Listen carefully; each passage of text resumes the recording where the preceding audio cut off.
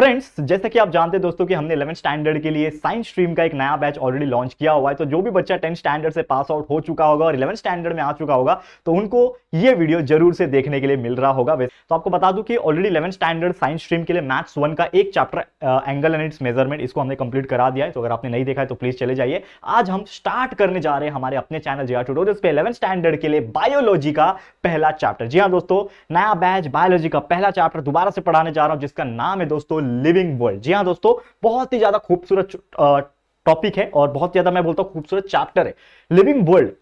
आज पहला लेक्चर भले ही पढ़ रहे हैं तो इसका मैं थोड़ा सा कंसेप्ट आपको पढ़ाना चाहूंगा कि लिविंग वर्ल्ड मतलब क्या होता है। कभी आपने सोचा कि ये लिविंग वर्ल्ड, ये बहुत ही दिखने में छोटा नाम है, ये दिखने में बहुत ही ज्यादा छोटा नाम है लिविंग वर्ल्ड, लेकिन इसके पीछे एक बहुत बड़ी दुनिया है। आप पूरी ब्रह्मांड की अगर बात करो तो हमारा पृथ्वी यानी अर्थ ही एक ऐसा प्लैनेट है जिसके ऊपर लिविंग ऑर्गेनिज्म प्रेजेंट है as of now, as per the research जो हमारे डेट में अब तक अवेलेबल है। ऐसा नहीं है कि एलियन एग्जिस्ट नहीं करते होंगे भाई, क्योंकि there are so many rumours, बहुत सारे अफवाहें फैली है ऐसी कि हो सकता है कि हमारी जो गैलेक्सी है इसमें जो हमारा जो सोलर सिस्टम है जिसमें हमारा पृथ्वी एक प्लैनेट है, हो सकता है ऐसे कई सारी गैलेक्सीज हो सकता है ऐसे कई सारे सोलर सिस्टम हो और ऐसे कई सारे अर्थ जैसे प्लैनेट्स हो जिसमें एनिमल्स, प्लांट्स और एनिमल्स, ह्यूमन बींग्स जैसे लोग रहते हो जिसको हम लोग एलियन बोलेंगे इन शॉर्ट। तो ऐसा होते होंगे, लेकिन अभी तक ऐसा प्रॉपर सबूत किसी ने मिला नहीं तो अब तक पहुंच गए होते हम, ठीक है ना, अब तक पहुंच गए होते अगर पहुंचना पॉसिबल हो पाता तो, लेकिन अब तक ऐसा सबूत मिला नहीं। लेकिन इससे ये पता चला कि अब तक तो हम ये बोल सकते हैं कि हमारा सिर्फ पृथ्वी ही एक ऐसा प्लैनेट है पूरे ब्रह्मांड में, पूरे वर्ल्ड में, पूरे सोलर सिस्टम में, पूरी गैलेक्सी में कि जिसमें लाइफ अवेलेबल है। एंड अगर लाइफ अवेलेबल है तो there are so many other types of organisms also, ठीक है। अब जैसे कि आप जानते हो कि अगर आपने यार पहले से स्टैंडर्ड में पढ़ाई की है तो आप इतना तो समझ गए होंगे कि लिविंग थिंग्स मतलब क्या होता है। लिविंग थिंग्स जिसके अंदर जान है, जिसके अंदर मूवमेंट हो रही है, जिसके अंदर कुछ ना कुछ रिएक्शंस हो रहे हैं, जिसके अंदर मेटाबॉलिक एक्टिविटीज हो रही है, ठीक है, जिनके अंदर केमिकल रिएक्शंस हो रहा है, जो खा रहे हैं, पी रहे हैं, चल रहे हैं, मूवमेंट कर रहे हैं, that is all the living things. ये सब है, पता है आपको, that is animals, plants, micro organism, there are so many other types of living things जो है। लेकिन एक लिविंग थिंग में और एक नॉन लिविंग थिंग में एक बेसिक सा फर्क क्या है वो तो आप जानते हो कि लिविंग थिंग जो होते हैं दोस्तों वो क्या होते हैं, जिनके अंदर जीव प्रेजेंट है, जान प्रेजेंट है, they are made up of cells. For example human beings is a living thing, for example plants is also living thing. लेकिन एनिमल्स और ह्यूमन बींग जिसको हम लोग बोलते हैं और प्लांट में, दोनों है तो लिविंग थिंग, लेकिन दोनों में फर्क है कि प्लांट्स चलते नहीं है, एनिमल्स मूव कर सकते हैं, लोकेट कर सकते हैं, कहीं पे भी जा सकते हैं, लोकोमोशन होता है। लेकिन क्या दोनों अलग अलग है? क्या नहीं, दोनों ही लिविंग थिंग्स है। तो हो सकता है लिविंग थिंग्स के अंदर बहुत सारी डाइवर्सिटी हो, बहुत सारी चीजें हो जो हम लोग को पढ़ना आगे जाके, ठीक है ना, बहुत सारे अलग अलग चीजें हो सकता है दोनों के कैरेक्टरिस्टिक्स भी अलग अलग हो। लेकिन एक नॉन लिविंग थिंग का मतलब होता है कि नॉन लिविंग थिंग के अंदर कोई मेटाबॉलिक एक्टिविटीज नहीं हो रही है। एक नॉन लिविंग थिंग जो है वो कभी पानी नहीं पी सकता, वो कभी खाना नहीं खा सकता, उसके अंदर मेटाबॉलिज्म नहीं हो रहा है। मेटाबॉलिज्म यानी कि एक तरीके से अंदर एक रिएक्शन नहीं हो रहा है कि खाना खाया उससे एनर्जी मिल गई, ठीक है, तो वो नहीं हो रहा है। तो अगर वो सब चीज नहीं हो पा रहा है इन शॉर्ट तो वो एक नॉन लिविंग थिंग है। तो हम बेसिक तौर पे डिफरेंशिएट कर सकते हैं। कभी कभी क्वेश्चन आता है बेसिक तौर पे कि difference between living thing and non living thing, but 11th standard में आप आ चुके हो तो शायद नहीं पूछेगा, लेकिन ये चैप्टर में है कि लिविंग वर्ल्ड आपका मतलब समझना पड़ेगा। अब एक और इंपॉर्टेंट चीज आप समझो कि हमारा जो लिविंग वर्ल्ड है ना, ये एक बहुत ही ज्यादा बहुत बड़ा वर्ल्ड है, ठीक है ना। हम बोलने के लिए बहुत सारी चीज बोलते हैं कि ये बहुत छोटा है, लेकिन ये एक्चुअल में क्या है, ये एक्चुअल में एक बहुत बड़ा वर्ल्ड है, ठीक है। अब यहां पे आपको एक चीज समझना पड़ेगा कि लिविंग वर्ल्ड अगर बहुत बड़ा है तो यानी कि इसके अंदर जो माइक्रो ऑर्गेनिजम्स है, इसके अंदर जो प्लांट्स है, इसके अंदर जो एनिमल्स है, ये भी बहुत ही ज्यादा तादाद में प्रेजेंट होंगे। कभी सोचना है कि क्या पृथ्वी सिर्फ इंसानों के लिए है क्या? हम अलग अलग चीजें करते हैं, जब चाहे पोल्यूशन करते हैं, जब चाहे वो करते हैं, ये करते हैं, वो करते हैं, लेकिन कभी सोचा है कि सिर्फ अर्थ के ऊपर ह्यूमन बींग्स ही रहते हैं क्या? नहीं यार, अर्थ के ऊपर there are so many other types of creatures and organisms which are present and they are living their own life, ठीक है। अब ये तो बात की बात हो गई, ठीक है ना, अलग अलग चीज की बात हो गई, लेकिन एक और चीज पढ़ना है। एक टॉपिक है हमारा जिसका नाम है दोस्तों बेसिक प्रिंसिपल्स ऑफ लाइफ, यानी कि जो जिंदगी होती है, लाइफ मतलब क्या, एक जिंदगी, उसका एक बेसिक रूल क्या है कि हम कैसे बोल सकते हैं कि अगर ये है तो जिंदगी जी रहा है, या फिर हम क्या बता सकते हैं कि ये इंसान है जिंदा है या फिर ये क्रिएचर जिंदा है, हम क्यों बोल सकते हैं? कुछ तो ऐसा रूल रहेगा, कुछ तो वो चीज फॉलो कर रहा होगा, कुछ तो ऐसा एक बेसिक प्रिंसिपल होगा। हर एक चीज के पीछे एक प्रिंसिपल होता है। एसी वर्क कर रहा है, ठंडा कर रहा है, कूलिंग कर रहा है, मतलब उसके पीछे भी एक लॉजिक है, एक प्रिंसिपल है उसका, ठीक है ना। ये जो मार्कर है, ये अपना जो डिजिटल बोर्ड है, उसके ऊपर लिख पा रहा है, कुछ तो ऐसा फंडा होगा ना इसके अंदर, तभी तो ये दिखने वाला कुछ है ही नहीं, इसमें कुछ इंक वगैरह कुछ नहीं है, लेकिन फिर भी ये लिख पा रहा है, अलग अलग कलर से लिख पा रहा है। जैसे कि आप जानते हो कि इसके पास, मेरे पास कलरफुल ऑप्शन है, जो कलर चाहिए मैं चूज कर सकता हूं। तो कुछ तो ऐसा टेक्नोलॉजी रहेगा, कुछ तो बेसिक प्रिंसिपल रहेगा। तो सेम उसी प्रकार जिंदगी के लिए, लाइफ के लिए भी एक बेसिक प्रिंसिपल होता है। अब जैसे कि हम एक चीज समझते हैं बहुत अच्छी तरीके से, क्या समझते हैं दोस्तों, कि हमारा जन्म होता है जिंदगी जीने के लिए, we are born to survive. Every human beings, every living things on the world born and कब तक वो जिंदगी जीता है? जब तक उसकी मृत्यु यानी डेथ नहीं हो जाती। ऐसा कोई भी लिविंग थिंग नहीं होगा जो अजय है, अमर है। ऐसा हम लोग बोलते हैं ना, अमृत पी लिया अजय, वो सतयुग में होता था, जो भगवान लोग रहते थे अकॉर्डिंग टू माइथोलॉजी, ठीक है, तो वो उसमें होता था। लेकिन आज के डेट में आप ऐसा इमेजिन कर लो कि ऐसा एक पेड़ है जो जिंदगी में कभी मरेगा ही नहीं, ऐसा एक इंसान है जिंदगी में कभी मरेगा नहीं, ऐसा कोई एनिमल है जिंदगी में नहीं मरेगा, ऐसा कोई माइक्रो ऑर्गेनिज्म है जो जिंदगी में नहीं मरेगा, हो ही नहीं सकता। बट हम लोग फिर भी सरवाइव करने की कोशिश करते हैं। हम इंसान पैदा होते हैं, बच्चे जब होते हैं तो हमें माँ बाप पालते हैं, बड़ा करते हैं, लायक बनाते हैं, कमाने के लिए ये करते हैं, पढ़ाते लिखाते हैं। लेकिन एक बार जब हम पैर पे आ जाते हैं तो हम जिंदगी जीते हैं अपने हिसाब से, हम सरवाइव करते हैं, ठीक है ना, हम जिंदा रहते हैं। रोज सुबह उठते हैं और ये कोशिश करते हैं कि हम क्या करें और जिंदा रहें। यही हमारा मेन मकसद है ना। कोई भी लिविंग ऑर्गेनिज्म का मेन मकसद क्या है दोस्तों? सरवाइव करना। ये दिमाग में डाल लो।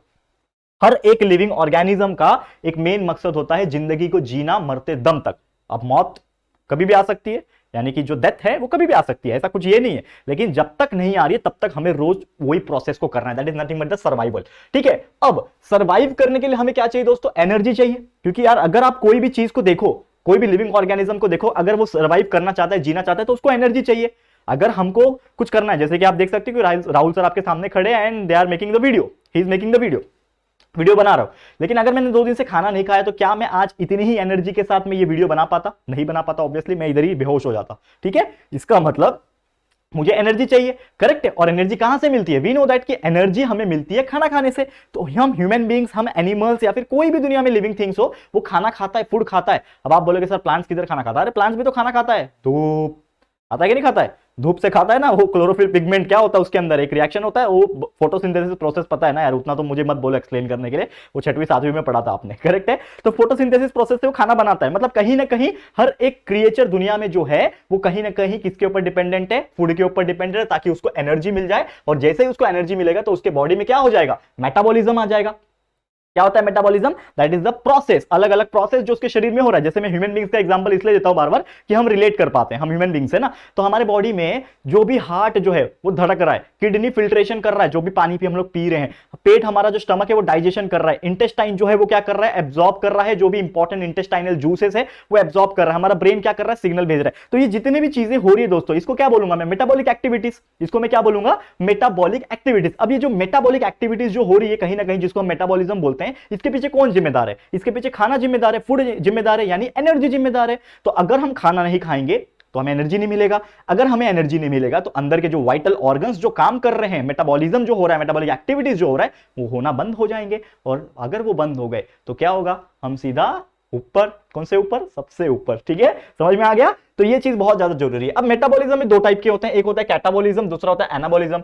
कैटाबॉलिज्म में क्या होता है? जो मॉलिक्यूल्स होते हैं वो ब्रेक करते हैं, that is the breaking of the molecules, that is known as a catabolism. And if making of the molecules, एक होता है ब्रेकिंग और एक मेकिंग, अगर मॉलिक्यूल्स बन रहे हैं तो उसको मैं बोलूंगा एनाबॉलिज्म। तो कैटाबॉलिज्म एंड एनाबॉलिज्म ये दोनों ही होता है हमारे शरीर में। जैसे हम लोग अगर ऑक्सीजन ले रहे हैं हमारे शरीर में, जब हम लोग ऑक्सीजन ले रहे हैं तो वो ब्लड में जाके मिक्स हो रहा है, एंड जो न्यूट्रिएंट्स हम खा रहे हैं वो दोनों रिएक्ट कर रहे हैं किसके अंदर? माइटोकॉन्ड्रिया के अंदर। इसीलिए इसको powerhouse of the cell बोलते हैं। तो माइटोकॉन्ड्रिया क्या प्रोवाइड कर रहा है? एनर्जी बना रहा है। तो हमने ऑक्सीजन लिया तो कहीं ना कहीं क्या हो रहा है? ये एक तरीके से एनाबॉलिक प्रोसेस हो रहा है। लेकिन अगर हम कोई चीज रिलीज कर रहे हैं, ब्रेक डाउन कर रहे हैं, जैसे कार्बन डाइऑक्साइड रिलीज होकर चला गया, तो that is the catabolic process. तो इस प्रकार से चीजें हो जाती है, ठीक है। अब एक और चीज, जैसे मैंने आपको बताया कि लिविंग थिंग एक अलग प्रोसेस है, इसमें मेटाबॉलिक एक्टिविटीज होगी, कैटाबॉलिज्म एनाबॉलिज्म होगा। लेकिन ये नॉन लिविंग थिंग है ना, इसमें होगा क्या? मुझे एक बात बताओ कि नॉन लिविंग थिंग में क्या मेटाबॉलिक एक्टिविटीज होगी? क्या कैटाबॉलिज्म एनाबॉलिज्म होगा? नॉन लिविंग थिंग कभी, एक पहाड़ क्या है? नॉन लिविंग थिंग है, भले ही वो अबायोटिक फैक्टर है, ठीक है। लेकिन मुझे एक बात बताओ कि क्या एक पहाड़ को कभी आपने बड़ा होते देखा है? क्या एक पहाड़ को आपने टूटते हुए देखा है? क्या आपको पहाड़ मूव करते हुए दिखा है, खाते हुए दिखा है? नहीं होगा ना, क्योंकि वो एक जो कैरेक्टरिस्टिक्स है वो एक लिविंग ऑर्गेनिज्म का है। तो वो जो लिविंग ऑर्गेनिज्म है दोस्तों, ये सब चीज वो करेगा। लेकिन एक नॉन लिविंग थिंग, चाहे वो पानी हो, चाहे वो हवा हो, चाहे वो पहाड़ क्यों ना हो, जमीन क्यों ना हो, वो नहीं करने वाला। दुनिया में जितने भी नॉन लिविंग थिंग, मेरे सामने लैपटॉप पड़े, चेयर पड़े, ये नहीं मूव करेंगे अपने आप, ठीक है। तो वो उसका कैरेक्टरिस्टिक नहीं है। अब एक चीज कि हमारा एक और प्रिंसिपल क्या है लाइफ का, कि हम पैदा होते, खाना खाते, सर्वाइव करते, ठीक है। लेकिन ये लाइफ में एक और सबसे इंपॉर्टेंट प्रोसेस होता है दोस्तों, जो कि होता है दोस्तों ग्रोथ। क्या होता है हमारे लाइफ में? सबसे इंपॉर्टेंट चीज ग्रोथ होता है। इंसान बढ़ता है, प्लांट्स बढ़ता है, एनिमल्स का साइज बढ़ता है, माइक्रो ऑर्गेनिज्म भी शायद बढ़ते होंगे थोड़े बहुत, ठीक है ना, शायद मतलब बढ़ते ही है यार ऑब्वियसली, ठीक है। तो कहने का मतलब क्या है कि एवरी लिविंग थिंग्स जो हमारे पूरे वर्ल्ड में प्रेजेंट है, ठीक है, एवरी लिविंग थिंग जो पूरे वर्ल्ड में प्रेजेंट है उनमें ग्रोथ होता है। और कोई नॉन लिविंग थिंग ले लो उसमें ग्रोथ नहीं होगा। कभी आपने देखा है कि मेरा टीवी है 32 इंच का, बड़ा होते 56 इंच बन गया, 56 इंच का सीना बन गया? नहीं बना ना यार, ठीक है। तो बेसिकली हम एक चीज क्या बोल सकते हैं कि ये हाथ मेरा जो छोटा था बचपन में ये बड़ा हो गया, लेकिन उसके कंपैरिजन में ये मार्कर वैसे का वैसे ही रहा। इसका मतलब लिविंग थिंग्स ग्रोथ कर पाएंगे, नॉन लिविंग थिंग्स ग्रोथ नहीं कर पाएंगे। ये मैंने आपको बताने की कोशिश की है। और ये जो होता है ना, ये अनलिमिटेड भी नहीं होता है। ऐसा नहीं है कि बचपन से ग्रो करते आए हो तो बुढ़ापे तक ग्रो ही करोगे। एक सर्टेन लिमिट होता है। ये जो ग्रोथ होती है ये अनलिमिटेड नहीं होती है। It is not unlimited, it is not unlimited. एक सर्टेन पॉइंट तक ग्रो होगा। जैसे हम ह्यूमन बींग्स लगभग 18-20 साल तक ग्रो करते हैं, उसके बाद ग्रो करना हमारा स्टॉप हो जाता है, हमारी हाइट नहीं बढ़ती है। आपने देखा है प्लांट्स एक पर्टिकुलर एज तक बढ़ते हैं, उसके बाद वो स्टॉप हो जाते हैं, ठीक है। तो ऐसे हर एक का ग्रोथ एक फिक्स होता है, और एक लाइफ स्पैन जो होती है उस इंसान की, उस क्रिएचर की, उस लिविंग थिंग्स की, वो भी फिक्स होती है। एक इंसान एवरेज 70 साल 80 साल जीता है। एक प्लांट डिपेंड करता है कौन सा टाइप का प्लांट है, वो उसके हिसाब से जीता है। एक माइक्रो ऑर्गेनिज्म उतना जीता है। मच्छर की जिंदगी सिर्फ 2 दिन की होती है, करेक्ट है। तो ये सब चीजें आपको पता होना चाहिए, ठीक है। हर एक का एक फिक्स लाइफ स्पैन है, ठीक है। और हमारी जिंदगी की अगर मैं बात करूं, और हमारी जिंदगी, पहली बात तो ये बोलते हैं ना, एक कहावत है कि कोई भी इंसान इमॉर्टल नहीं होता, मतलब एक ना एक दिन उसको जाना ही है, ठीक है। जब वो जाना है तो मतलब उसकी लाइफ खत्म हो रही है, लेकिन लाइफ रुकनी चाहिए क्या? लाइफ रुकनी नहीं चाहिए। तो इसका मतलब कहीं ना कहीं कुछ एक ऐसा प्रोसेस होता है, या फिर एक ऐसा प्रोसेस होना चाहिए जो उसको आगे लेके जाए। तो एक लाइफ में समझ लो मेरे फादर थे, ठीक है। अब मेरे फादर का तो एज एक रिस्ट्रिक्टेड है ना यार, कितना जिएंगे? 70, 80, 90। मैं तो चाहता हूं कि ज्यादा जिए, लेकिन एक एज तक जिएंगे। उसके बाद उन्होंने मुझे जन्म दिया, मुझे जन्म दिया, मैं आया। अब मेरी भी शायद आगे जाके कुछ चीजें होगी, ग्रोथ होगा, तो मैं भी आगे जन्म लूंगा। समझ में आ रहा है? तो मेरे भी आगे कोई आएगा, वो जन्म लेगा, उसके भी आगे कोई जन्म लेगा। तो कहीं ना कहीं हम ह्यूमन बींग्स का, या फिर जितने भी लाइफ में क्रिएचर्स होते हैं लाइफ वाले, इनका जो लाइफ है ये कंटिन्यू होता रहता है।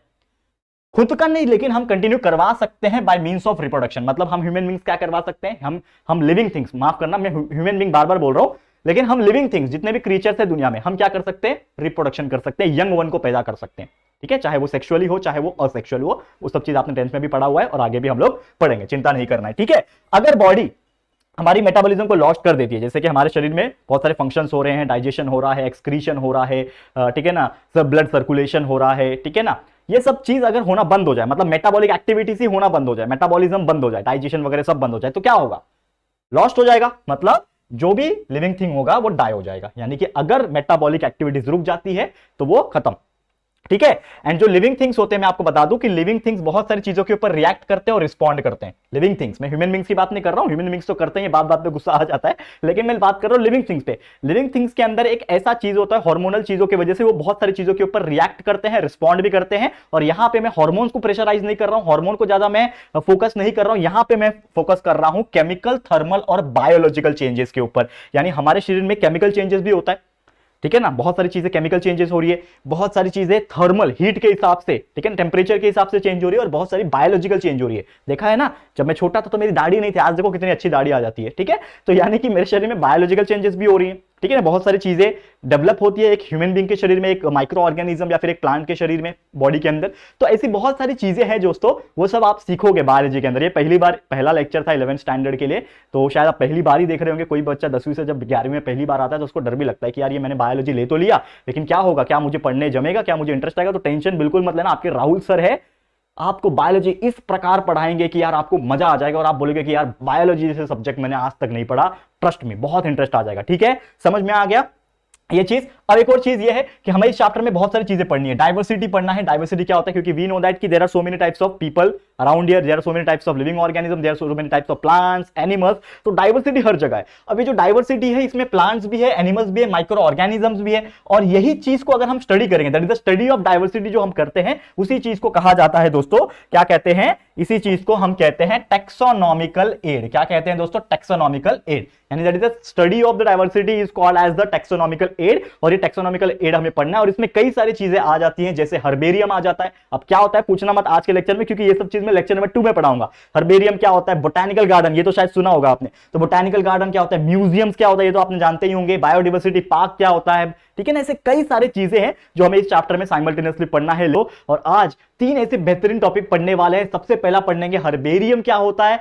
बोटानिकल गार्डन क्या होता है, और लास्ट में म्यूजियम पढ़ेंगे। ये 3 टॉपिक इतना बेहतरीन तरीके से समझाऊंगा कि पूरा का पूरा कॉन्सेप्ट क्लियर हो जाएगा। बस आप लोग को क्या करना है, थोड़ा सा हमारे साथ बने रहना है, प्यार दिखाते रहना है और इस वीडियो को अपने सारे दोस्तों तक पहुंचाना है ताकि वो लोग भी अपना कंसेप्चुअल नॉलेज को बेहतरीन तरीके से क्लियर कर पाए। क्लियर है? वादा करो मेरे से शेयर करोगे जरूर से, ठीक है। तो चलो शुरुआत करते हैं बिना किसी देरी के। तो सबसे पहले हमारा जो टॉपिक है, चैप्टर का नाम लिविंग वर्ल्ड है। हमने आपको पूरा एक्सप्लेन किया था प्रीवियस लेक्चर्स में कि लिविंग वर्ल्ड मतलब क्या होता है, कि हमारी दुनिया जो है ना लिविंग वर्ल्ड की यानी लिविंग थिंग्स की, इसमें बहुत सारी डाइवर्सिटी है। कौन कौन सी चीजें होती है, उनकी क्या विशेषताएं होती है, क्या कैरेक्टरिस्टिक्स होती है, ये सभी चीज मैंने एक्सप्लेन किया हुआ है। करेक्ट है? तो आज उसके आगे की चीजें यानी कि जो हमारा बायोडाइवर्सिटी है उसमें हमने बहुत सारी चीजें देखा। जैसे प्रीवियस लेक्चर में मैंने बताया था कि हम लोग को बहुत सारी चीजें पढ़नी है। तो इसमें सबसे पहला चीज जो है हमारे लिए वो है हर्बेरियम। तो ये हर्बेरियम होता क्या है, ये हम लोग यहां पे थोड़ा सा फोकस करेंगे। तो सबसे पहले हर्बेरियम की अगर मैं बात करूं कि ये जो हर्बेरियम होता है इसका एक्चुअली एक प्रॉपर वर्डिंग है, यानी कि हर्बेरियम, नाम से सुनो हर्बेरियम।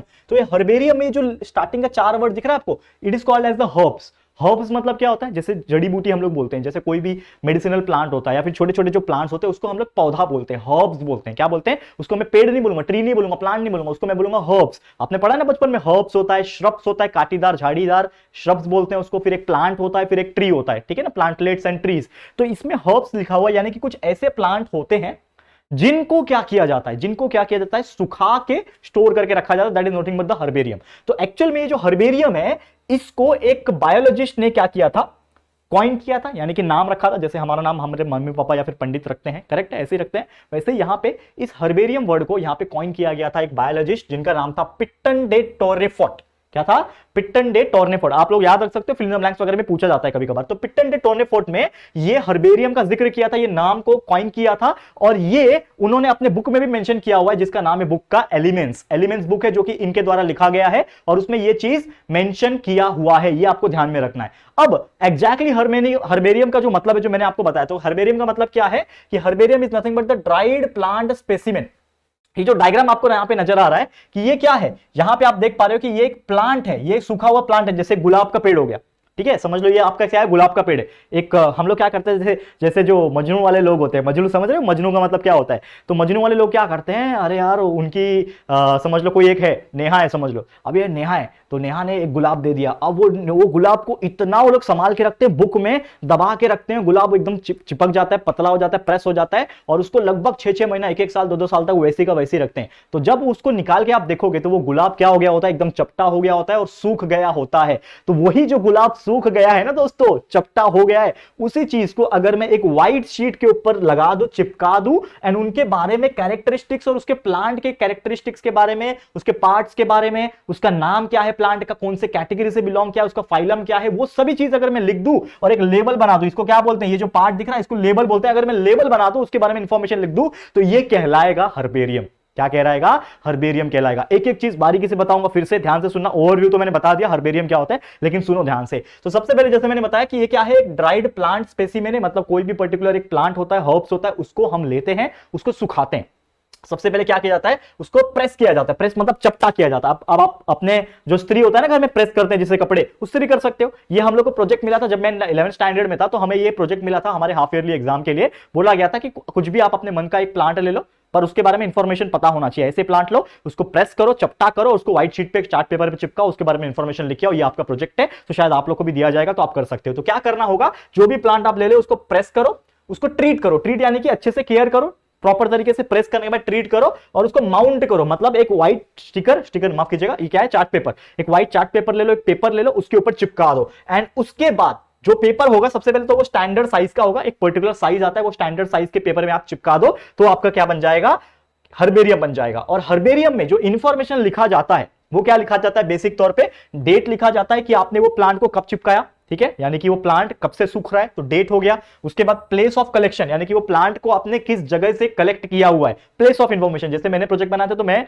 बोईसर में ही पढ़ता था, मेरा जो शहर है, तो वहां से मैंने क्या किया था, कुछ भी मुझे दिखा, एक पेड़ लेके आया मैं, ठीक है, और वो पेड़ के बारे में मतलब एक गेंदा बोलते हैं ना, गेंदे का फूल, मैरीगोल्ड शायद इंग्लिश में बोलते हैं उसको, जो हम लोग तोरण वगैरह बनाने के टाइम यूज करते हैं, वो वाला पेड़ का था। तो उसका मैंने छोटा सा कट करके लाया था और उसमें एक फूल भी था, तो मैंने उसको चिपका दिया, पहले प्रेस से दबा दिया, एटलीस्ट 1 दिन तक मैंने उसको दबा के रखा एक बुक के अंदर, फिर प्रेस किया, सुखा दिया, एंड उसके बाद व्हाइट चार्ट पेपर चिपका दिया, उसके बारे में गूगल से इंफॉर्मेशन निकाला, एंड लिख दिया, बन गया मेरा हर्बेरियम। तो आपको क्या करना है, प्लेस कहां से कलेक्ट किया वो, उसके बाद में उसका डिटेल इंफॉर्मेशन क्या क्या है भाई, उसका जीनस क्या है, स्पीसीज क्या है, उसके नाम क्या है, वो सभी चीज आपको लिखने पड़ेंगे, डिटेल इंफॉर्मेशन। साथ ही में उसके कुछ कैरेक्टरिस्टिक्स होंगे ना उसके बारे में। जैसे समझ लो ये रोज का प्लांट है, एग्जांपल के तौर पे ये किसका प्लांट है दोस्तों, ये रोज का प्लांट है। तो ये रोज प्लांट का कुछ ना कुछ कैरेक्टरिस्टिक होगा ना, इसके जो ये जो लीव्स दिख रहे हैं आपको, ये जो लीव्स होंगे इसके कुछ कैरेक्टरिस्टिक होंगे। कौन सा आता है, ट्राइमेरस आता है, पेंट्रामेरस आता है। इसके जो गुलाब के जो फूल है वो किस प्रकार होते होंगे, उसका जो ब्रांचेस है ये किस प्रकार होता है, इसमें जो कांटेदार झाड़ियां आती है वो बर्ड आता है, कलियां बोलते हैं वो क्या है ये सब चीज, तो उसके बारे में इंफॉर्मेशन लिखो,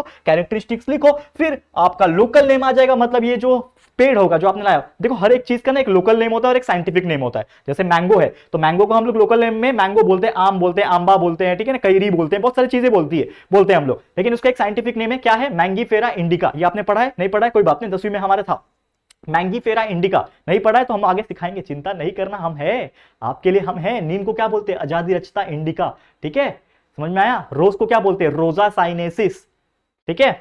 कोबरे को क्या बोलते हैं, नाजा नाजा ये सब पढ़ाएंगे, टेंशन मत लेना। बायोलॉजी मेरे साथ पढ़ने वाले हो यार, सबसे पहला जिंदगी में जो शुरुआत किया था मैंने ऑफलाइन ट्यूटोरियल्स में पढ़ाना, मैंने बायोलॉजी सब्जेक्ट पढ़ाया था, जो कि एक्चुअल में मेरा सब्जेक्ट नहीं था, लेकिन मैंने बायोलॉजी पढ़ाया, 2 साल 3 साल पढ़ाया, उसके बाद मुझे आदत लगी और बायोलॉजी मुझे बहुत ईजी लगने लगा। सोचो एक इंजीनियरिंग किया वो बंदा बायोलॉजी पढ़ा रहा है, जो कि बायोलॉजी नहीं होता है उनको ऑप्शन में, याद रखना। तो भी आपको मैं चीज सिखा रहा हूं और कॉन्फिडेंस के साथ बोल सकता हूं कि 11th स्टैंडर्ड का बायोलॉजी तो आपको एकदम परफेक्ट बना दूंगा, टेंशन बिल्कुल मत लेना। जिस प्रकार 10th तक आपने साइंस पढ़ा, साइंस में बायोलॉजी था ना 10th के में, तो आपने विश्वास किया, आपको बहुत अच्छे से पढ़ा, आपको अच्छा भी लगा होगा, आपके अच्छे मार्क्स भी आए होंगे। उसी प्रकार 11th स्टैंडर्ड में बायोलॉजी पढ़ो, मैथ्स भी पढ़ो मेरे से, बाकी हर सब्जेक्ट पढ़ो, टेंशन मत लो, बस आपके राहुल सर पे विश्वास रखो, ट्रस्ट मी। अपना मेहनत और राहुल सर का मेहनत कंबाइन करेंगे, 90+% निकाल के दिखाएंगे एग्जाम में, ठीक है। चलो नेक्स्ट क्वेश्चन, हाँ नेक्स्ट क्वेश्चन, माफ करना आदत हो गई है बोलने की, नेक्स्ट क्वेश्चन, मैथ ज्यादा पढ़ाता हूं इसके लिए। चलो ठीक है, तो लोकल नेम हो गया, तो लोकल नेम हमें लिखना है, उसके कलेक्टर को नेम लिखना है। कलेक्टर मतलब क्या, यानी कि किसने किया, समझ लो आपने किया, मैंने किया, तो मैं अपना नाम भी लिखूंगा। इसमें डिटेल्स होते हैं, आपका नाम, इसका नाम, कैरेक्टर का नाम, ये नाम, वो नाम, प्लेस का नाम, ये सब आपको लिखना पड़ता है। तो कलेक्टर नेम, एंड साथ ही में ये जो लेबल होता है ना, जिसको हम लोग क्या बोलते हैं,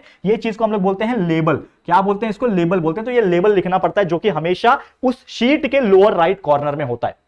वो जो शीट होता है वो शीट के लोअर नीचे राइट कॉर्नर में हमेशा होता है शीट पे, वो हमेशा याद रखना। और इसी चीज को हम लोग क्या बोलते हैं, हर्बेरियम। तो उम्मीद करता हूं ये समझ में आ गया होगा कि हर्बेरियम है क्या, बहुत बेसिक सा चीज था। क्या है हर्बेरियम, एक सूखा हुआ पेड़ को चपटा करके लाना है, व्हाइट शीट पे चिपकाना है, उसका डिटेल इंफॉर्मेशन, कैरेक्टरिस्टिक सब लिखना है, बन गया आपका herbarium, that is called as herbarium.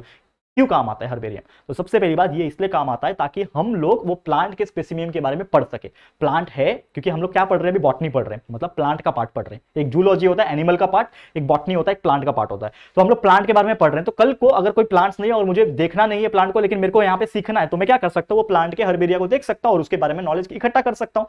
बहुत सारे म्यूजियम्स होते हैं, बहुत सारे बोटानिकल गार्डन होते हैं, उसमें हर्बेरियम चिपका होता है। कोई भी विजिटर जाता है, जब देखता है और देखता है कि यार ये प्लांट है, सूखा हुआ लगा के रखा है और यहाँ पे वो चीज लिखा हुआ इंफॉर्मेशन, तो हम लोग को उस प्लांट के बारे में इंफॉर्मेशन वहीं से पता चल जाता है। हम लोग को कहीं जाने की जरूरत नहीं है, हमको तो पता नहीं ना, हमको गूगल करने की जरूरत नहीं, हम बस हर्बेरियम चले जाएंगे। हर्बेरियम में इस प्रकार के चिपकाए हुए बहुत सारे शीट्स आपको देखने मिल जाएंगे और वहां से आप इंफॉर्मेशन निकाल सकते हो और अच्छे से नॉलेज बढ़ा सकते हैं। और बहुत सारे लोग घूमने जाते हैं, जैसे हम लोग म्यूजियम जाते हैं, जूलॉजी पार्क जाते हैं, नेशनल पार्क जाते हैं, वैसे हर्बेरियम भी हम जा सकते हैं घूमने के लिए। करेक्ट है, जा सकते हैं, पता लगाना कौन कौन से हर्बेरियम है हमारे इंडिया में, वहां पे आप विजिट करके आना जब भी मौका मिले, ठीक है। नेक्स्ट क्वेश्चन, मतलब नेक्स्ट टॉपिक क्या है हमारे लिए, बोटानिकल गार्डन। बोटानिकल गार्डन क्या होता है, गार्डन है, चलो नाचेंगे ठीक है। तो गार्डन एक्चुअली मतलब क्या, ये गार्डन तो है, लेकिन गार्डन में बोटानिकल, ये जो वर्ड आपको दिख रहा है, ये दिख रहा है आपको, ये बोटानिकल। तो इसमें बोटानिकल में एक वर्ड छुपा हुआ है जिसको हम लोग बोलते हैं बॉटनी।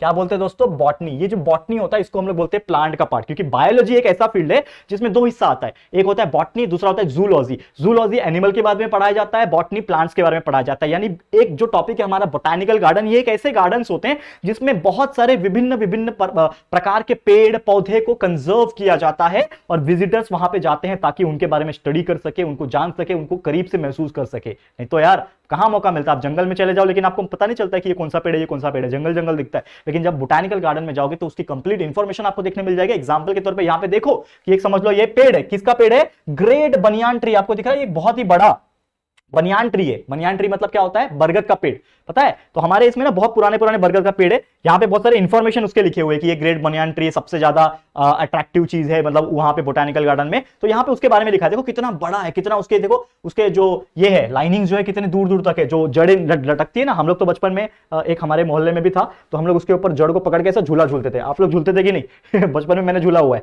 ठीक है। तो हम लोग झूला झूलते थे, झूला बना के उसके ऊपर बैठ के झूला झूलते थे, ठीक है ना। तो ये सब चीज हमने किया हुआ है। तो बोटानिकल गार्डन मतलब ऐसे गार्डन होते हैं जिसमें बहुत सारे variety of plants, different different varieties को क्या किया जाता है? कलेक्ट किया जाता है, एक साथ उगाया जाता है, या फिर उस पर्टिकुलर रीजन को कंजर्व किया जाता है। साथ ही में जो अलग अलग डिफरेंट पार्ट्स होते हैं ना, ये पूरे वर्ल्ड में से लाया जाता है। मतलब सिर्फ ऐसा नहीं है कि सिर्फ इंडिया में लाया जा रहा है, ये अलग अलग दुनिया के कोने से पेड़ को लाया जाता है, उसके स्पेसिमेंस को लाया जाता है। मतलब एक गमले में लाएंगे, एक पौधे को लाएंगे और उसको यहाँ पे बोएंगे और वो बड़ा हो जाएगा। तो हमारे इंडिया में भी ऐसे ऐसे पेड़ हैं जो एक्चुअल में इंडियन नहीं है, वो बाहर देश से लाए गए, लेकिन वो ग्रो हो रहे हैं।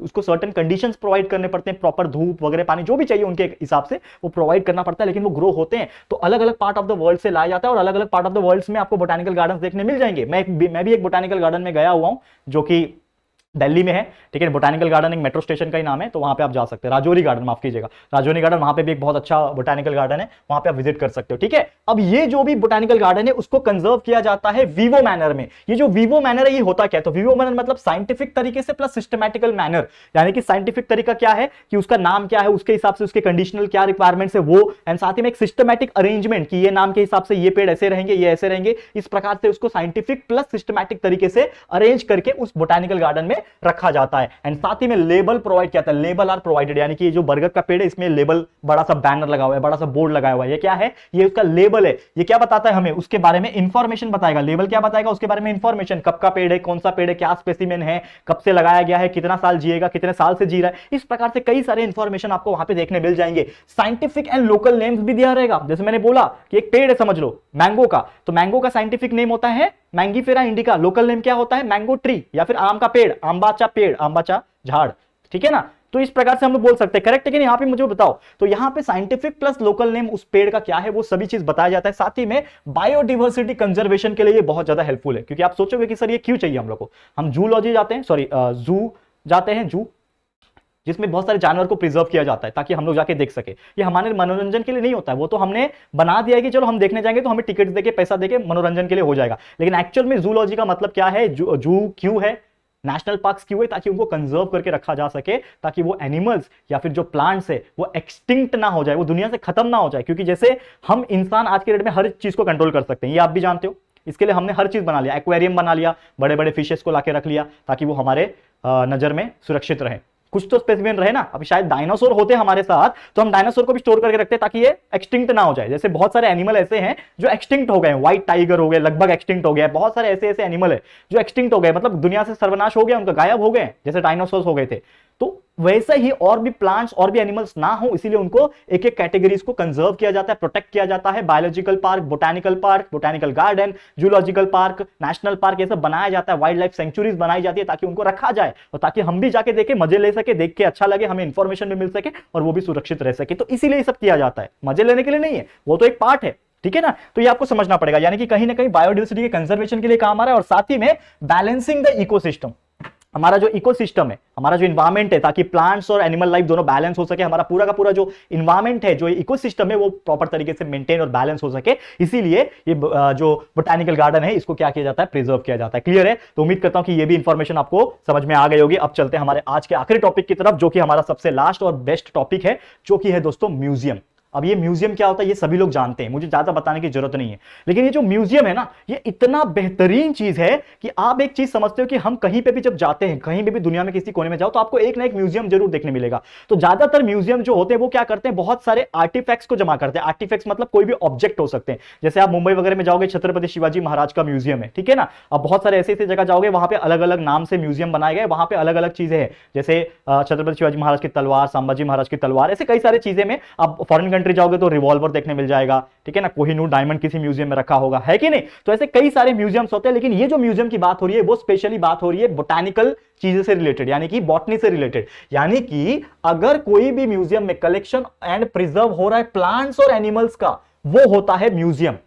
मतलब अगर कोई म्यूजियम ऐसा है जिसमें प्लांट्स के स्पेसिमेंस को और एनिमल्स के स्पेसिमेंस को, ठीक है, स्टोर करके रखा गया है, प्रिजर्व करके रखा गया है ताकि लोग आए देखे और इंफॉर्मेशन कलेक्ट कर सके और उनको देख के अच्छा फील कर सके, तो वो होता है proper museum of plants and animals. याद रहेगा, मतलब इन म्यूजियम में प्लांट्स को और एनिमल्स को प्रिजर्व किया जाता है, कलेक्शन किया जाता है। अब कलेक्शन प्रिजर्वेशन के लिए प्लांट्स का तो चलो ठीक है, लेकिन एनिमल्स को कैसे करोगे? तो मैं आपको बता दूं, जैसे एक डेड बॉडी जब होती है किसी भी इंसान की या फिर जानवर की, उसको अगर हमें स्टोर करना है, प्रिजर्व करना है, तो हमें उसमें केमिकल ऐड करना पड़ता है। वो केमिकल का नाम है दोस्तों फॉर्मेलिन। वो क्या बोलते हैं? उसको फॉर्मेलिन बोलते हैं, और यही फॉर्मेलिन यूज किया जाता है फॉर द प्रिजर्वेशन। और ये फॉर्मेलिन एक्चुअल में क्या होता है? 10 to 40%, 10% से 14% फॉर्मल्डिहाइड होता है। आप 11th स्टैंडर्ड केमिस्ट्री में पढ़ोगे फॉर्मल्डिहाइड क्या होता है, ठीक है। एसिडाल्डिहाइड का फर्स्ट हाइड्रोकार्बन फॉर्मल्डिहाइड होता है, और ये इसका इस्तेमाल होता है डेड बॉडी वगैरह को स्टोर करने के लिए लंबे समय तक। तो वैसे ही ऑब्वियसली डेड बॉडी है ना, एनिमल्स के स्पेसिमेन, प्लांट्स के स्पेसिमेंस क्या है, एक तरीके से डेड बॉडी है, तो उनको लंबे समय तक स्टोर करने के लिए एक जार होता है, एक ट्रांसपेरेंट कांच का जार होता है। वो जार के अंदर प्लांट्स के, एनिमल्स के स्पेसिमेन रखे जाते हैं, और वो पूरे कांच के अंदर फॉर्मेलिन होता है, और वो उसको स्टोर करके रखता है लंबे समय तक। और एक चीज, ये होने के बाद जैसे मैंने बोला कि उसको ट्रांसपेरेंट जार में रखा जाता है, लेकिन साथ ही में उस पर लेबल लगाया जाता है। लेबल क्यों लगाओगे? तभी तो पता चलेगा कि ये कौन सा प्लांट है, कौन सा एनिमल है, वो लगाना पड़ता है ताकि जो भी लोग आए उसको देखे, इंफॉर्मेशन ले सके। साथ ही में जितने भी बड़े बड़े लार्जर बर्ड्स होते हैं और एनिमल्स जो होते हैं ना, वो भी प्रिजर्व किए जाते हैं। यहां पे आप सोचो, बड़े बड़े जो एनिमल्स होते हैं, बड़े बड़े जो बर्ड्स होते हैं, उनको भी बड़े बड़े जार्स में फॉर्मेलिन के साथ प्रिजर्व किया जाता है, और उस पर भी लेबल किया जाता है ताकि लोग इंफॉर्मेशन वहां से कलेक्ट कर सके। और ये जो साइंस है ना, प्रिजर्व करने वाला, इसको कहा जाता है दोस्तों टैक्सीडर्मी। ये जो साइंस है इसको कहा जाता है टैक्सीडर्मी साइंस। क्या कहते हैं? द प्रिजर्वेशन जो होता है, जो ये हो रहा है, ये साइंस को टैक्सीडर्मी बोलते हैं। ये याद रखना, बहुत इंपॉर्टेंट चीज है। और जितने भी ड्राइड स्पेसिमेन होते हैं, सूखे स्पेसिमेन होते हैं, उनको भी रखा जाता है। जो सूख गए होते हैं नेचुरली, सुखा के उसको रखा जाता है, केप्ट किया जाता है, स्टोर किया जाता है। और जितने भी कलेक्शंस हो रहे हैं, मैं आपको बता दूं, म्यूजियम्स में आपको क्या क्या देखने मिल जाएंगे। म्यूजियम्स में आपको the collection of shells, shells होते हैं, घोंगे बोलते हैं, घोंगे क्या बोलते हैं पता नहीं हिंदी में, शेल्स बोलते हैं। इंसेक्ट्स होते हैं, स्केलेटन्स होते हैं बहुत सारे एनिमल्स के, वो सबको स्टोर किया जाता है। हमारे लैबोरेटरी में भी एक स्केलेटन था ह्यूमन का, लेकिन वो नकली था। असली भी किसी मेडिकल कॉलेज में आप जाओगे तो देखने मिल जाएगा। तो ये सब चीज कलेक्ट किया जाता है, एंड पूरा का पूरा बायोडाइवर्सिटी स्टडीज जो है वो इसके ऊपर डिपेंड करता है। यहाँ पे एक पिक्चर हम लोग लेके आए, जैसे कि आप देख रहे हैं, ये आपको राइनो है। ये क्या है? राइनोसोरस, राइनो बोलते हैं ना, राइनो, तो राइनो है। तो ऐसे बहुत सारे क्या होते हैं, म्यूजियम्स होते हैं। तो वो राइनो का, ये असली राइनो नहीं होगा मेरे हिसाब से, नकली होगा। लेकिन बहुत सारे यहाँ पे आपको देखो, यहाँ पे ये इंसेक्ट दिख रहे हैं आपको, क्लियर इमेज नहीं है लेकिन फिर भी आपको दिख रहे हैं। यहाँ पे देखो बहुत सारे प्लांट्स के स्पेसिमेंस है, ठीक है। तो ऐसे बहुत सारे पेंटिंग्स है, उसको स्टोर करके रखा हुआ है। यहाँ पे आप देखोगे बहुत सारे क्या है, कांच में रखे हुए बहुत सारे एनिमल्स के फॉसिल्स है, मतलब उसके जो कंकाल वगैरह होते हैं वो सब रखे हुए। तो ये सब चीज से क्या पता चलता है कि जब भी आप म्यूजियम घूमने जाते हो, म्यूजियम देखने जाते हो, तो आपको ऐसे बहुत सारे प्लांट्स एंड एनिमल्स साथ में ये सब चीजें आपको देखने मिल जाती है, जो कि हमारे इंफॉर्मेशन के लिए बहुत इंपॉर्टेंट होता है। क्लियर है? तो उम्मीद करता हूं कि यार ये सब चीजें आपको बहुत अच्छी लगी होगी। और जब भी हम घूमने जाते हैं, हिल स्टेशन वगैरह जाते हैं, जा सकते हैं बिंदास, लेकिन कभी मौका मिले जिंदगी में तो museum, botanical garden, national park वगैरह भी जाया करो। अपने पेरेंट्स से रिक्वेस्ट किया करो कि यार छुट्टी बनाने यहाँ पे जाते हैं, एक दिन के लिए जाओ, बहुत अच्छा लगेगा। ऐसा लगेगा कि यार जो आपने पढ़ाई की है ना, वो रियल लाइफ में ये है। तो ये आपको मजा आएगा, और शायद आपका इंटरेस्ट बढ़ जाए तो आप उसमें पढ़ाई कर सकते हो। बहुत सारी स्टडीज होती है, वो सब चीज कर सकोगे तो बहुत अच्छा लगेगा। ठीक है, 2 लेक्चर ऑलरेडी करा दिया था, आज तीसरा लेक्चर है, पूरा चैप्टर आज कंप्लीट हो जाएगा। 3 इंपॉर्टेंट टॉपिक अगेन पढ़ने हैं इस टॉपिक के अंदर, इस चैप्टर के अंदर, इस लेक्चर्स के अंदर। देखना ध्यान से, एक एक चीज बारीकी से बता रहा हूं। तो आज का जो चौथे नंबर का जो टॉपिक है, यानी कि एक्चुअल में चैप्टर का चौथा नंबर टॉपिक है, लेकिन हमारे लिए पहला टॉपिक है आज के इस लेक्चर में, जो कि है दोस्तों जूलॉजिकल पार्क। अब यहाँ पे आपको मैं जूलॉजिकल पार्क का मीनिंग अगर मैं बताने की कोशिश करूं, ये आपको दिख रहा होगा कि जूलॉजिकल पार्क एक्चुअल में क्या होता है। जैसे आपने वर्ड सुना होगा जू, ये जो वर्ड होता है ना, ये कॉमन वर्ड है जू, ठीक है। ये हम जब भी बचपन में, मतलब हमारे अंदर एक फैंटेसी होती है, जैसे कि आप जानते हो, फैंटेसी ये होती है कि हम बचपन में जब भी कोई एनिमल्स को देखते हैं तो हमें एक क्यूरियोसिटी होती है कि यार ये कैसे रहता होगा, ठीक है ना। ये तो हमारे डोमेस्टिक एनिमल है, और बचपन में हमें एक बुक लेके पढ़ाया जाता है कि these are the domestic animal, cow, buffalo, ठीक है ना, dog, cats, these are the domestic animal. Also some animals जो वाइल्ड होते हैं वो भी पढ़ाया जाता है, यानी लॉयन, टाइगर्स, एलिफेंट्स हो गए, एंड भी कई सारे ऐसे अदर जो बुल्फ वगैरह, फॉक्स वगैरह होते हैं, these are called as the wild animals, ठीक है। तो ये जंगलों में रहते हैं, लेकिन हम जंगल में नहीं जा सकते बिकॉज हमारे लिए खतरा है। तो ऐसा कुछ तो होना चाहिए ना कि यार ये जो जितने भी जंगली जानवर होंगे उसके हम लोग देख पाए। तो इसके लिए क्या बनाया जाता है, हमारे गवर्नमेंट ने, हमारे इंडिया के या फिर कई सारे देशों के गवर्नमेंट ने क्या किया कि एक ऐसा जगह डिसाइड किया, वो जगह में एक एकदम ऐसा इन्वायरमेंट क्रिएट किया जाए कि वो जंगल जैसा ही लगेगा, और उसमें कई सारे जो एनिमल्स होते हैं, वाइल्ड एनिमल्स, जिसको जंगल से लेकर आ जाता है और उसको स्टोर किया जाता है। स्टोर इन द सेंस क्या किया, तो उनको वहां पे छोड़ दिया जाता है, उनको अपना घर जैसा ही लगता है, उनको कोई, उनके ऊपर कोई भी अत्याचार नहीं होता। जैसे हम सोचते हैं ना कि उनको पिंजरे में कैद रखा जाता है, तो ऐसे बहुत कम होता है, सर्कस वगैरह के लिए किया जाता है, अदरवाइज बहुत कम होता है कि कैद रखा जाए, उनको ओपन एनवायरनमेंट में छोड़ा जाता है। तो वो जो चीज होता है उसको हम लोग कहते हैं जू। नॉर्मल तौर पे एक कॉमन लैंग्वेज में, कॉमनली क्या कहते हैं, एक कॉमन लैंग्वेज में कहा जाता है जू, लेकिन एक्चुअल में इसका नाम क्या है, इसका नाम है दोस्तों जूलॉजिकल पार्क। यानी जैसे बायोडाइवर्सिटी पार्क हमने पढ़ा था प्रीवियस लेक्चर में, वैसे ये क्या है, जूलॉजिकल पार्क है। यानी कि जितने भी अलग अलग विभिन्न विभिन्न प्रकार के जानवर होते हैं इसके अंदर हमें देखने मिल जाएंगे, उनके बारे में हम स्टडी कर सकते हैं, उनके स्पीसीज के बारे में पढ़ाई कर सकते हैं हम लोग, इनके क्या हैबिटेट्स है वो पढ़ सकते हैं। ये सभी चीज डिस्कस करेंगे point wise, one by one, ध्यान से देखना। सबसे पहली बात, जैसे मैंने बोला कि कॉमनली इसको जू कहते हैं, और वाइल्ड एनिमल्स जो होते हैं, wild animals of different different varieties, यानी कि जितने भी अलग अलग विभिन्न प्रकार के एनिमल्स होते हैं। जैसा आपने देखा होगा कि लॉयन होता है, तो लॉयन में भी 2-3 टाइप होते हैं, टाइगर होता है, टाइगर में भी 2-3 टाइप होते हैं, ठीक है ना, सुंदरबन टाइगर, फिर वो व्हाइट टाइगर्स होते हैं, लायन में एशियाटिक लॉयंस होता है, ऐसे कई सारे टाइप होते हैं। फिर इवन फॉक्सेस होते हैं, वुल्फ होते हैं, एलिफेंट्स होते हैं, there are so many different different types of varieties also animals के, और खुद एनिमल्स भी बहुत डाइवर्सिफाई है। देखा जाए तो हमारे इंडिया में आप देखोगे तो कितने हजारों टाइप के आपको एनिमल्स देखने मिल जाएंगे। तो ऐसे डिफरेंट डिफरेंट वैरायटीज के एनिमल्स को लाया जाता है जू के अंदर, ताकि लोग जाके विजिट कर सके, और ये पब्लिकली ओपन होता है। ये कॉमन पीपल के लिए ही होता है, इसीलिए इसको कॉमनली जू कहा जाता है। कॉमन पीपल यानी पब्लिक के लिए आप अगर जाना चाहते हो तो बहुत सारे नेशनल पार्क है, बहुत सारे जूलॉजिकल पार्क है, वहां पे आप चले जाओ। टिकट लेता है कुछ 50-100 रुपया जो भी रहेगा, नॉर्मल किधर किधर फ्री रहता है, किधर किधर 30-40 रुपया मेंटेनेंस के लिए वो टिकट लेते हैं वो लोग, वो ले लो, जाके जाओ जहां पे हम लोग इतना पैसा खर्चा करते हैं घूमने फिरने में, वहां पे zoological park, national park, museums, biodiversity park, ऐसे जगह पे भी कभी कभार जाया करो, साल में 1-2 बार, ताकि यार आप लोग को इन्फॉर्मेशन नेचुरल चीजों के बारे में, और खासकर जब बायोलॉजी जैसे सब्जेक्ट को पढ़ना है तो यार बहुत मजा आएगा, बहुत इंटरेस्ट डेवलप होगा आपके अंदर, वो करके देखना एक बार, बहुत मजा आएगा आपके आसपास नजदीक में अगर हो तो, ठीक है। तो कॉमन पीपल जा सकते हैं बिंदास वहां पे, और ये लोग को यानी एनिमल्स को प्रोटेक्शन प्रोवाइड किया जाता है, साथ में केयर प्रोवाइड किया जाता है। यानी ऐसा नहीं कि लाके छोड़ दिया, खत्म कर दिया, उनको प्रॉपर प्रोटेक्शंस की, उनको क्या जरूरतें हैं उनका पूरा ख्याल रखा जाता है। उनका खाना पीना और पहनना, तो मतलब ऑब्वियसली पहनना नहीं है क्योंकि कपड़े हम पहनते हैं वो नहीं पहनते, लेकिन जो भी उनकी नीड होती है, ठीक है ना, according to the natural environment जो भी उनकी नीड होती है उनको दिया जाता है, प्रोटेक्शन दिया जाता है, ताकि दूसरे लोग उसको अटैक ना करें, दूसरे जानवर उसको अटैक ना करें।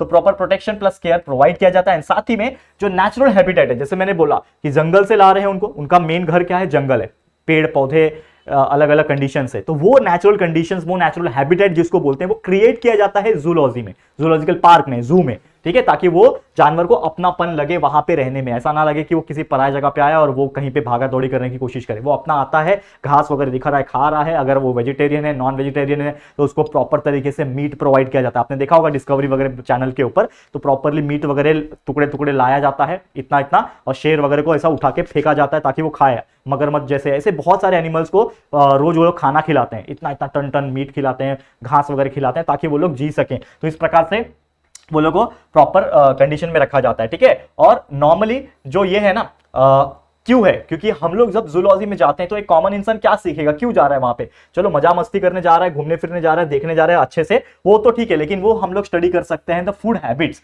यानी कि कोई भी एक जानवर है पर्टिकुलर जूलॉजी में हम जा रहे हैं, उसको नोटिस कर सकते हैं कि वो क्या करता है, कैसे रहता है, उसके खाने का हैबिट क्या है, फूड हैबिट्स क्या है, उसका बिहेवियर कैसा है। एक लायन के बारे में अगर मुझे स्टडी करना है, मेरा एक प्रोजेक्ट है समझ लो बायोलॉजी के अंदर, मेरे को लायन के बारे में स्टडी करना है, तो मैं एक जूलॉजी जाऊंगा, लायन का बिहेवियर देखूंगा कि कब कैसा बिहेव करता है, बिहेवियर हो गया, उसका नेचर कैसा है, वो सभी चीज जितने भी एनिमल्स के होते हैं ये हम लोग यहाँ पे जूलॉजिकल पार्क में हम लोग स्टडी कर सकते हैं। साथ ही में फ्लोरा, यानी कि फ्लोरा मतलब क्या होता है, plants life, plants life, manuals की बात करें कि जो भी इंफॉर्मेशन होती है ना, आइडेंटिफिकेशन ऑफ स्पीसीज की, मतलब ये कौन से टाइप की स्पीसीज है, इसको हम कैसे आइडेंटिफाई कर सकते हैं, कुछ मार्किंग होता है।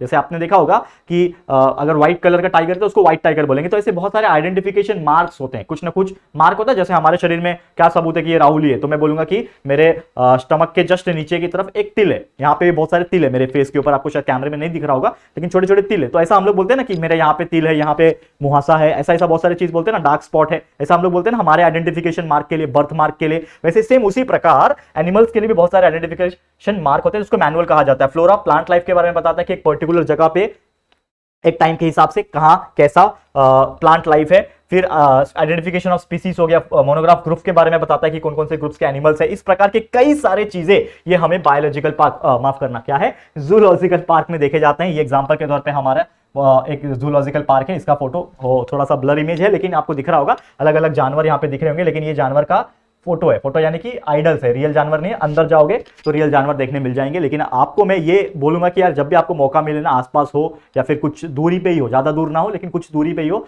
जरूर से अपने पेरेंट्स लोग के साथ जाए और दोस्तों के साथ जाए, वहां पे भी नेचर का मजा ले। ठीक है, क्लियर है, समझ में आ गया। तो this was the first topic, आज हमने ये पहला टॉपिक देख लिया। दूसरा टॉपिक क्या है हमारे आज के लिए, तो सेकंड टॉपिक जो है दोस्तों वो है दोस्तों बायोडिवर्सिटी पार्क। बहुत ही बहुत ही इंपॉर्टेंट टॉपिक इसलिए भी है क्योंकि देखो बायोडिवर्सिटी ये वर्ड अगर आप देखोगे इसमें हम लोगों को विविधताएं दिखती है। जैसे हम लोग एक चीज समझते हैं कि हमारा इंडिया विविधताओं का देश है, मैं लेकिन ऐसा नहीं बोलूंगा कि सिर्फ इंडिया, पूरा वर्ल्ड एक विविधता है। और खासकर जब हम लोग जूलॉजी या फिर बॉटनी जब पढ़ते हैं, प्लांट्स और एनिमल लाइफ के बारे में जब पढ़ते हैं, तो ये बहुत ही विशाल डाइवर्सिटी है। मतलब हम लोग अगर गिनते गिनते थक जाएंगे प्लांट्स कितने कितने टाइप के होते हैं, कितने कितने एनिमल्स टाइप के होते हैं, ये तो हम थक जाएंगे यार, खत्म नहीं होगा, इतने सारे वैरायटीज है। करेक्ट है। तो यहाँ पे वही चीज हमें बताता है कि जो इकोलॉजिकल असेंबलेज है स्पीसीज का, different types of species are present of both plants and animals, तो उसका असेंबलेज मतलब क्या होता है कि एक पर्टिकुलर जगह है, वहां पे कई सारे विभिन्न विभिन्न प्रकार के प्लांट्स भी और एनिमल्स के स्पीसीज हम लोग को एक ही जगह पे देखने मिल जाते हैं। तो उसको, उस जगह को हम लोग क्या बोलेंगे? Biodiversity park. बायोडिवर्सिटी का मतलब क्या हुआ? विविधता। बायोडिवर्सिटी, बायो मतलब प्लांट भी हो सकता है, एनिमल्स भी हो सकता है। तो इतने सारे डाइवर्सिटी ऑफ स्पीसीज अगर एक ही जगह पे देखने मिल रहे हैं, that park is known as the biodiversity park. इसमें क्या होता है? कंजर्वेशन होता है, कंजर्वेशन ऑफ नेचुरल हेरिटेज, यानी कि जो भी नेचुरल हेरिटेज होते हैं, चाहे प्लांट्स एनिमल्स हो, चाहे वो डिफरेंट नेचुरल हेरिटेज साइट्स क्यों ना हो, तो उसको कंजर्व किया जाता है। साथ ही में self sustaining communities on degraded and barren landscape, यानी कि जो सेल्फ सस्टेनिंग ये होते हैं हमारे जो कम्युनिटीज होते हैं, एनिमल्स के प्लांट्स के जो कम्युनिटीज होते हैं, सेल्फ सस्टेनिंग जो होते हैं, चाहे वो बैरन लैंड हो, चाहे वो कोई भी पर्टिकुलर लैंडस्केप हो, ठीक है ना, वहां पे किस प्रकार वो रह सकते हैं, ये सभी चीज को ध्यान में रखा जाता है। एग्जांपल है हमारा एक बायोडाइवर्सिटी पार्क एग्जांपल है लेट उत्तम राव पाटिल बायोडाइवर्सिटी पार्क, जो कि एक्चुअल में महाबलेश्वर में पाया जाता है। तो अगर कोई आप में से अगर कोई ये वीडियो देख रहा है और आप लोग में से कोई महाबलेश्वर के नजदीक वगैरह रहता है, तो ये वाले बायोडाइवर्सिटी पार्क में जरूर से जाके देखना, और क्या क्या वहां प्रेजेंट है, कौन कौन से प्लांट्स एनिमल्स के वैरायटी स्पीसीज और क्या नेचुरल हेरिटेज चीजें दिख रही है वहां पे, वो जाके देखना और मुझे यहाँ पे आके कमेंट करना, क्योंकि मुझे पता नहीं, क्योंकि मैं गया नहीं हूं यहाँ पे, लेकिन जितना सुना है मैं उतना बता रहा हूं कि अलग अलग विभिन्न प्रकार के आपको ये सब चीजें देखने मिल जाएगी। और ये क्यों जरूरी है? It is helpful for systematic classification of living things, क्योंकि अगर ये नहीं होगा तो हम लिविंग थिंग्स को सिस्टमैटिक तरीके से क्लासिफिकेशन नहीं कर पाएंगे। तो कोई भी व्यक्ति, कोई भी स्टूडेंट अगर जा रहा है वहां पे बायोडाइवर्सिटी पार्क में, तो उसको अलग अलग टाइप्स के प्लांट्स एनिमल स्पीसीज देखने मिल जाएंगे, उसके हिसाब से वो उसको क्या कर सकता है? क्लासिफाई कर सकता है। तो ये सभी चीजें वहां पे होना मुमकिन है। एंड साथ ही में वो बैलेंस करता है, balance of the ecosystem humans and nature. ठीक है, इकोसिस्टम हमारा जो इन्वायरमेंट, इतना विशाल इन्वायरमेंट है कि जिसमें ह्यूमन बींग्स, प्लांट्स, कितने करोड़ों टाइप के प्लांट्स, कितने करोड़ों टाइप के एनिमल्स, इंसेक्ट्स, माइक्रो ऑर्गेनिजम्स, कितने सारे सब चीज मिलजुल के रहते हैं। और हमारा इतना बड़ा ब्रह्मांड जो है, जो इकोसिस्टम हमारा जो पृथ्वी के ऊपर प्रेजेंट है, पृथ्वी पे ये ना अभी तो फिलहाल, बाकी प्लैनेट पे लाइफ है, खोजा तो गया है, लेकिन एनिमल्स प्लांट्स सब मिलकर रहते हैं क्या? ऐसा पाया नहीं गया है। नहीं तो हम लोग को पता चल जाता है कि हमारे बाजू वाले प्लैनेट पे रहते हैं एनिमल्स, तो एलियन बोलते हैं हम लोग उसको। तो वैसा अभी तक पाया नहीं गया है। जैसे जैसे डिस्कवरी होएगी तो हमें पता चलेगा, हम आपको पढ़ाएंगे, टेंशन मत लेना। ठीक है, तो इकोसिस्टम के बारे में बैलेंस करना, ह्यूमंस के बारे में जानकारी, नेचर के बारे में, तो ये सभी चीज मिला जुला के, और वो सब चीज का आपस में क्या इंटर रिलेशनशिप है, ये भी जानना बहुत जरूरी होता है। इंटर रिलेशनशिप मतलब ये सब आपस में कनेक्टेड है। पहली बात तो ह्यूमन बींग्स प्लांट्स के बिना जिंदा नहीं रह सकते, प्लांट्स ह्यूमन बींग्स के बिना जिंदा नहीं रह सकते। We both are interdependent. आप बोलेंगे, आपके मन में सवाल आ रहा होगा, सर ऐसा क्यों? एनिमल्स क्यों जिंदा है? क्योंकि हमें ऑक्सीजन मिल रहा है। प्लांट्स क्यों जिंदा है? क्योंकि उनको कार्बन डाइऑक्साइड हमसे मिल रहा है। करेक्ट है। तो ये दोनों ही आपस में एक बैलेंस बना के चल रहे हैं, और इसीलिए हमारा जो इकोसिस्टम है अभी फिलहाल में बैलेंस है। लेकिन एक समय हो सकता है, आ जाएगा कि यार हम इतना पॉल्यूशन कर रहे हैं ना, उस प्रकार से हमारे देश में ना, हमारे देश में क्या, हमारे पूरे वर्ल्ड में ना ऑक्सीजन की कमी हो जाएगी, और प्लांट्स को सबसे ज्यादा दिक्कत होगा, क्योंकि प्लांट्स ऑक्सीजन प्रोड्यूस करते हैं। तो पॉल्यूशन की वजह से वो खुद प्रोड्यूस नहीं करेंगे ऑक्सीजन, और ऑक्सीजन प्रोड्यूस नहीं करेंगे तो हमें दिक्कत हो जाएगी, हमें सिलेंडर लेके घूमना पड़ेगा। कितना बनाएंगे भाई ऑक्सीजन? एक कंपनी में ऑक्सीजन कितना बनाएंगे? कोविड के टाइम देख लिया कि कितनी शॉर्टेज हो रही थी ऑक्सीजन की, लेकिन फिर भी हम लोग सुधरे नहीं, और आज भी वो सब चीज कर रहे हैं। लेकिन मैं आपसे एक रिक्वेस्ट करूंगा कि आप यूथ है हमारे इस कंट्री के, हमारे कंट्री को एटलीस्ट यार आगे लेके जाओ, और इस इतना बेहतरीन चीजें करना अपने लाइफ में यार, ये सब चीज पढ़ाई के बदौलत ना, कि अपने नाम, अपने माँ बाप का नाम, अपने कंट्री का नाम, और पूरे वर्ल्ड का, पूरे अर्थ का नाम आप देखो कितना आगे लेके जाओगे। और जो चीज हमें आगे जो फेस करनी पड़ेगी, जो चैलेंजेस हमें फेस करने पड़ेंगे आगे जाके, शायद वो ना फेस करने पड़े। ऑक्सीजन क्राइसिस ना हो जाए, वाटर क्राइसिस ना हो जाए, ये सभी चीज आप ही हाथ में। दोस्तों, हम लोग भी जनरेशन के ही है, लेकिन हमसे भी एडवांस जनरेशन आप लोगों का है, जो इस वक्त हमारे ये वीडियो देख रहे हैं। आपका जनरेशन यंग है, तो ये चीज आपको ध्यान में रखना है और आगे लेके जाना है। ठीक है दोस्तों, वादा करना मुझसे। ठीक है, आप देखते हैं अगला टॉपिक क्या है। ये टॉपिक हो गया। एक लास्ट टॉपिक है की, जो कि नॉर्मल नेग्लिजिबल टॉपिक है, पूछता नहीं एग्जाम में, लेकिन फिर भी बता देता हूं। की का मतलब क्या होता है? कि it is a taxonomical aid for plants and animal classification. यानी एक तरीके से क्या है, एक की बताता है हम लोग को कि प्लांट्स का और एनिमल्स का क्लासिफिकेशन किस प्रकार है, वो हमें बताता है। और ये कॉन्ट्रास्टिंग जो कैरेक्टर्स होते हैं प्लांट्स के, एनिमल्स के, जो अलग अलग मेन टाइप्स के जो कैरेक्टर्स होते हैं,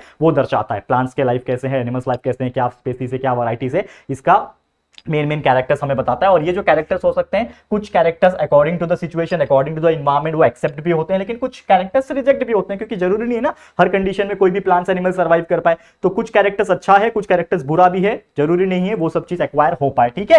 एंड स्टेटमेंट जो होता है ना की में, इसको हम लोग क्या कहते हैं, लीड बोलते हैं। ये फिल इन द ब्लैंक्स में आ सकता है, इसको जरूर से आप लर्न कर लेना। क्लियर है? तो उम्मीद करता हूं कि यार ये सब चीजें आपको बहुत बेहतरीन तरीके से समझ में आ गया होगा। तो इसी के साथ हमारा ये जो टॉपिक्स है और ये जो पूरा चैप्टर है ये कंप्लीट होता है। जितने भी टॉपिक्स थे हमने एक्सप्लेन कर दिए। छोटा सा मामूली सा चैप्टर था, लेकिन बहुत ही कंसेप्चुअल था, हर एक चीज आपको बारीकी से एक्सप्लेन किया हो दोस्तों। और सिर्फ 3 लेक्चर में हमने पूरे चैप्टर को कंप्लीट कर दिया। लेकिन चिंता मत करना यार, अभी तो शुरुआत किया है, आगे आगे देखो होता है क्या। कंटिन्यूस हम बनाएंगे आपके लिए लेक्चर वीडियोस। वैसे मैथ्स 1 का एक चैप्टर भी कंप्लीट कर दिया डिजिटल बोर्ड के ऊपर, नया बैच वाला। बायोलॉजी का भी कंप्लीट हो गया है, और आगे ऐसे कई सारे सब्जेक्ट्स और कई सारे चैप्टर्स कंटिन्यूसली आप लोगों को मिलते रहेंगे। बस आप लोग को एक काम करना है कि हमारे चैनल के ऊपर जो हमारे न्यू बैच 11 स्टैंडर्ड के बन रहे हैं, अपने दोस्तों को शेयर करके बताते रहना है कि यार कंटिन्यूस वीडियोस आ रहे हैं, वो भी इतना बेहतरीन कंसेप्चुअल नॉलेज के साथ आ रहे हैं कि मजा आ जाएगा। और आप सभी लोग बच्चे टॉप कर सकते हो अगर थोड़ा आपका खुद का सेल्फ स्टडी भी साथ में रहेगा तो डेफिनेटली, ठीक है। चलो फिर आज के लिए इतना ही। ये वीडियो आपको कैसा लगा प्लीज कमेंट करना। वीडियो पसंद आया है, अच्छा लगा है दोस्तों, तो प्लीज वीडियो को लाइक कर देना, अपने दोस्तों के साथ जितना हो सके शेयर कर देना। और अगर फर्स्ट टाइम आए हो चैनल पे, अभी तक चैनल को सब्सक्राइब नहीं किया है, तो फटाफट से यार चैनल को सब्सक्राइब कर देना, बाजू में बेल आइकन को प्रेस कर देना, ताकि फ्यूचर में हम कभी भी कोई भी वीडियोस को अपलोड करेंगे तो आप लोग को नोटिफिकेशंस मिलती रहेगी। ठीक है फ्रेंड्स, तो जल्दी मिलेंगे हमारे न्यू वीडियो में, तब तक के लिए thank you and good bye.